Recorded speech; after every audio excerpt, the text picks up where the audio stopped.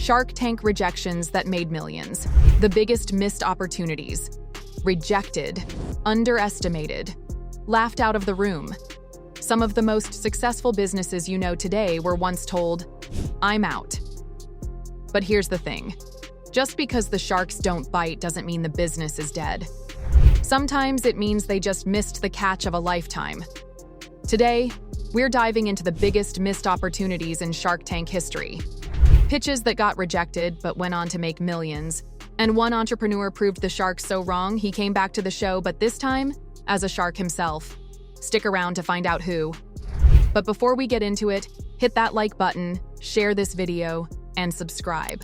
Every new sub helps me buy another cup of coffee, and trust me, I need all the caffeine I can get to keep making these deep dives. Do it for my coffee fund. All right, let's get into it. Do you have any sales? No, I've not made... Chexology, the CoatChex rejection that became a game changer. Let's start with CoatChex, which at first glance sounds like the kind of business you only care about if you've ever lost your jacket at a club. Back in 2012, Derek Piquet walked into the tank with what seemed like a simple idea, a ticketless CoatChex system. Instead of those tiny paper tickets that everyone immediately loses, Chexology used a digital system with name entry and photos to match customers with their belongings. The sharks were not impressed. Mark Cuban flat out called the idea horrible. Damon John basically said, "Nice try, kid, but you don't know business." Kevin O'Leary said it was too seasonal since people only need CoatChex in cold months. And when Derek tried to negotiate, Cuban offered $200,000 for 33%, but Derek refused, countering with 20%, which led to a brutal walkout. No deal. But here's the plot twist. After getting rejected, Derek rebranded CoatChex to Chexology, moved to New York, and started working with major event venues, dry cleaners, and valet services. By 2015, the business had expanded to include clients like Madison Square Garden, Nike, and Delta Airlines. Today, Chexology earns between $1 million and $10 million annually. Not bad for a horrible idea, huh? Horrible idea! Let me ask you something. How do you really feel about it? Horrible! Because you haven't tested. Anybody who's done anything in technology knows that the only certainty is that it's going to screw up. Ring, the $1 billion missed opportunity. Imagine turning down a $1 billion idea. That's exactly what the sharks did when Jamie Siminoff pitched Doorbot in 2013, a video doorbell that let homeowners see visitors from their phone. The pitch itself was solid. At the time, Doorbot was already making $1 million in annual sales. It solved a real problem, letting homeowners see who was at their door remotely. Siminoff asked for $700,000 for 10% equity, a reasonable ask, but the sharks just didn't get it. Mark Cuban and Robert Herjavec didn't think it had staying power. Lori Greiner said there were bigger solutions on the market. Kevin O'Leary made a terrible offer, a loan with royalties and equity. Siminoff, knowing a bad deal when he saw one, walked away with nothing. And then, he rebranded Doorbot to Ring, focused on home security, and attracted $28 million in investment from Richard Branson. By 2018, Amazon bought Ring for $1 billion. Oh, and the best part? Siminoff later returned to Shark Tank as a guest shark. Imagine walking into the room where everyone doubted you and being like, "Hey guys, remember me? Yeah, I own a $1 billion company now." Okay, Jamie, it's that moment when I say you're dead to me. Because you don't want to take my offer. I made you a very valid offer, I think, under the circumstances.